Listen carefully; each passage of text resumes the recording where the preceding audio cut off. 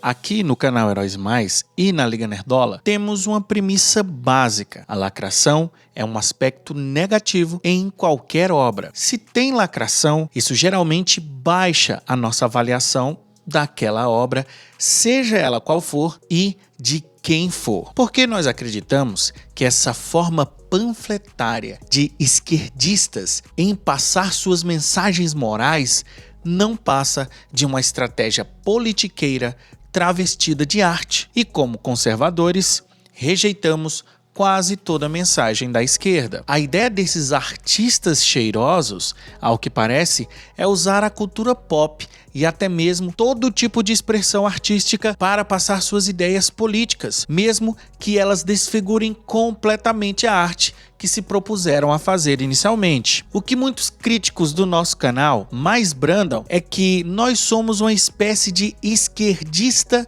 de sinal trocado, ou como chamamos aqui, cheirosos de sinal trocado. Muitos nos criticam dizendo que nós só falamos em política e não analisamos as obras friamente, não falamos sobre cultura pop. Por mais que essa crítica não faça sentido, pois de fato falamos muito bem de obras visivelmente lacradoras. Nós tentamos sempre analisar as obras apontando onde acreditamos, na nossa opinião, que a ideologia está acima do entretenimento. E, infelizmente, é muito difícil vermos obras recentemente que querem entreter antes de passar uma mensagem. You know, we have to stay woke. Like, everybody needs to be woke. And you can talk about if you're the wokest or woker, but just stay more woke than less woke. Yeah. Posto isso, eu penso se somente por criticar e apontar o claro viés ideológico dessas produções somos chamados também de ideológicos, então tudo bem, podem nos chamar de ideológicos, mas saibam que isso só prova o que falamos todo dia, que a esquerda é hegemônica no mundo das artes, ao ponto de que qualquer crítica levantada a essa ideologização hegemônica é imediatamente alçada ao mesmo patamar, só que reverso. And yeah, I am radical. I do believe that we need to get radical about what we are doing and take it seriously. No longer are you necessarily keeping those private files in some file cabinet that's locked in the basement of the house. It's on your laptop, and it's then therefore up here in this cloud that exists above us, right?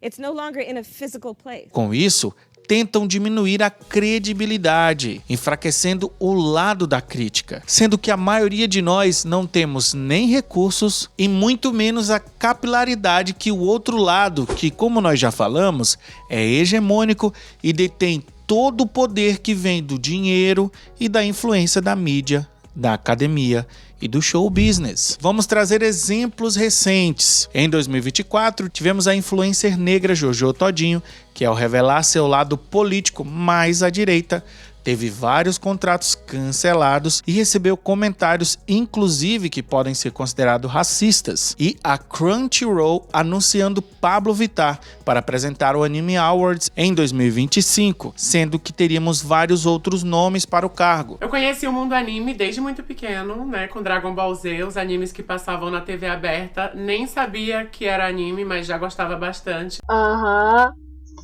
Sem falar na CCXP, que está cada vez mais se tornando um evento político de esquerda e que em 2023 chamou um comunista para palestrar em um de seus painéis, e a tietagem da Crunchyroll para com esse comunista que nem fala de cultura pop em seu canal. Ele fala exclusivamente de política. Assim como vocês, meus queridos heróis e heroínas, nós tentamos, apesar de toda essa guerra política, nos entreter, emergir em uma boa história, jogar um bom jogo de videogame, ouvir uma boa música, mas infelizmente isso está cada vez mais difícil. Dito isso, será que o artista, o poeta, o escritor infectado de mentalidade revolucionária estão irremediavelmente perdidos para a criação artística? Ou pode, pelo gênio pessoal, transcender nela a mecanicidade grosseira do pensamento revolucionário. Neste vídeo daremos a nossa opinião sobre arte e revolução, como nós julgamos a arte e seus players. Roda a vinheta, porque está no ar Heróis e Mais. Está no ar, Heróis e Mais. Olá, queridos heróis, eu sou o Elvis Ventura e esse é o canal Heróis e Mais. Este vídeo tem base no texto fantástico do autor Olavo de Carvalho, publicado no Diário do Comércio, editorial, 25 de julho de 2008. Se aceitarmos a definição crosseana da arte como expressão de impressões, e até hoje não vi motivo para rejeitá-la, a resposta à pergunta torna-se autoevidente. A mentalidade revolucionária é, essencialmente, a inversão do sentido do tempo, a arrogância psicótica de interpretar o presente e o passado à luz das virtudes imaginárias de um futuro hipotético. O professor, meus queridos heróis, já começa o seu texto praticamente cravando o que muitos de nós pensamos. Artistas engajados com suas ideologias não conseguirão expressar outras impressões que não aquelas ligadas à sua própria experiência revolucionária ou desejo revolucionário. O autor aqui leva em conta a definição de arte de Benedetto Croce, expressão de impressões. Você pode conhecer o trabalho de Croce nos 2 livros que deixaremos o link aí no comentário fixado. O futuro, enquanto tal, não pode ser objeto de impressões, só de conjecturação imaginativa ou de construção mental. Uso estes 2 termos para designar atividades diametralmente opostas. A primeira consiste em ampliar simbolicamente as impressões do presente e jogá-las num futuro imaginário, como fizeram George Orwell e Aldous Huxley em 1984 e No Admirável Mundo Novo, respectivamente. A segunda inventa o futuro e remolda à luz dele as impressões do presente. É esta a única via aberta à arte revolucionária. Ou seja, muitos artistas modernos não conseguem conceber mundos e relações sociais que não seja uma impressão direta do futuro projetado por seu pensamento político. Ao citar Orwell e Huxley, o autor indica que estes conseguem ampliar as suas percepções do presente em que viviam e imaginaram um futuro completamente novo, para muitos impossíveis. Infelizmente, nem tanto ao se tratar de Orwell. Huxley, segundo o autor, seria o exemplo mais cabível à arte revolucionária. As 2 atividades são diferentes para o autor. Vamos ver o exemplo de Anéis do Poder ou The Witcher, obras criadas para soarem como um mundo fantástico com elfos e dragões, baseadas em eras passadas e que, durante décadas, formaram o imaginário de milhões de pessoas. As adaptações modernas dessas obras refletem exatamente o que o professor fala. As histórias agora são moldadas para refletir as impressões dos artistas deste presente histórico, mesmo que as histórias ali representadas reflitam um pensamento histórico medieval ou mesmo de um tipo de cultura totalmente oposta à nossa, como no caso dos orcs em Anéis do Poder, que foram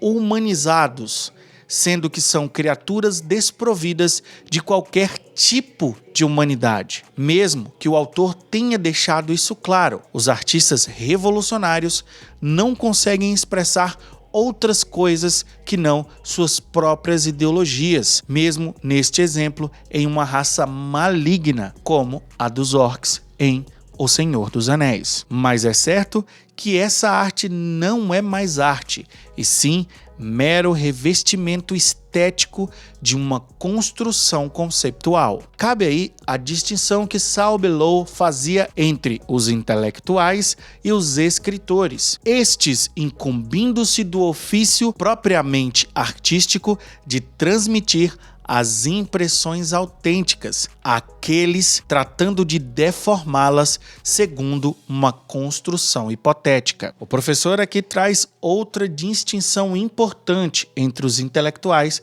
e os escritores.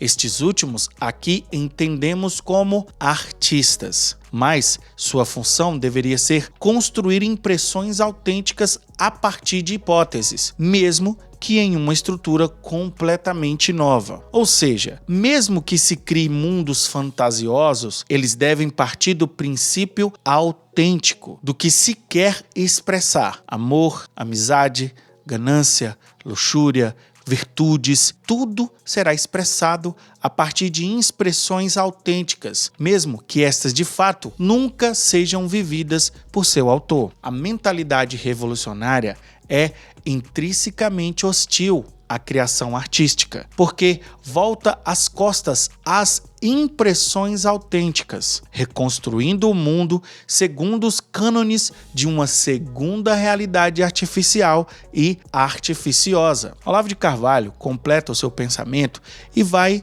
ao encontro do que sempre falamos aqui no canal Heróis e Mais. A arte moderna de contar histórias parecem artificiais e maquinações ideológicas, onde tudo o que acontece nas tramas tem uma função de passar uma ideia política do feminismo, da agenda trans ou qualquer coisa importante da moda dos identitários. As impressões autênticas, ou seja, aquilo que pode se conectar com os indivíduos ou qualquer coisa importante da moda dos identitários. O termo segunda realidade é de Robert Musil, e quem o leu sabe do gigantesco esforço que este escritor despendeu para restaurar a arte do romance numa atmosfera cultural em que as ideias e ideologias pareciam ter sepultado esse gênero sobre a grossa placa de chumbo das construções conceptuais. Robert Musil é mais um autor que o professor Olavo traz para conhecermos.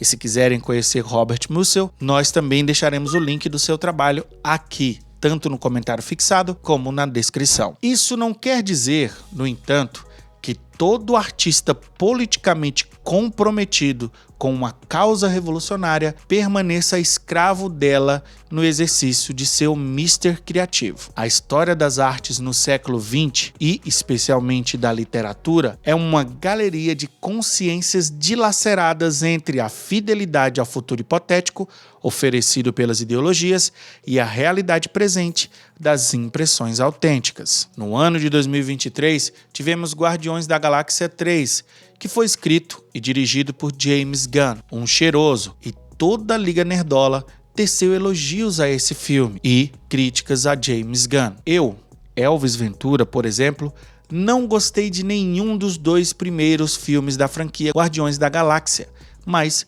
gostei do filme 3. Ainda em 2023, tivemos o filme A Pequena Sereia, um filme extremamente lacrador e feminista, que corrompe a mensagem da história original. Mas mesmo assim, eu me diverti com o filme. Os números musicais são excelentes, a coreografia, o figurino, o ritmo do filme é sensacional. E eu até me emocionei com o solo de Ariel, interpretada por Halle Bailey. Poder andar, poder correr, ver todo dia o sol nascer. Fizemos ao decorrer desses quase 5 anos de canal muitas críticas positivas a obras feitas por artistas revolucionários. A série House of the Dragon em sua primeira temporada foi excelente, mesmo tendo claras mensagens feministas, mas gostamos da série mesmo assim. Sobre todas essas obras, mostramos nossas impressões sobre elas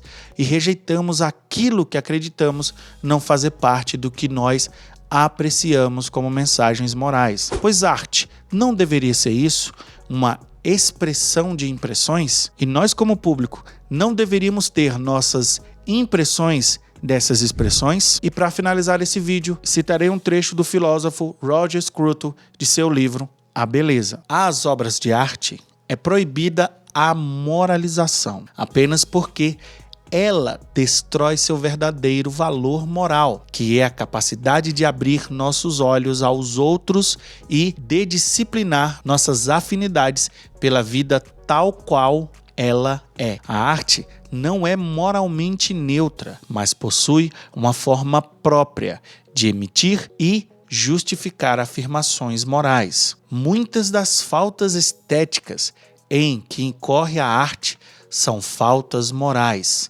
sentimentalismo, insinceridade, presunção, moralização. Esse foi o vídeo de hoje. Não esquece de curtir, compartilhar e deixar aí o seu comentário sobre arte e revolução. E não esquece, você também é um herói e você também é uma heroína. Está no ar.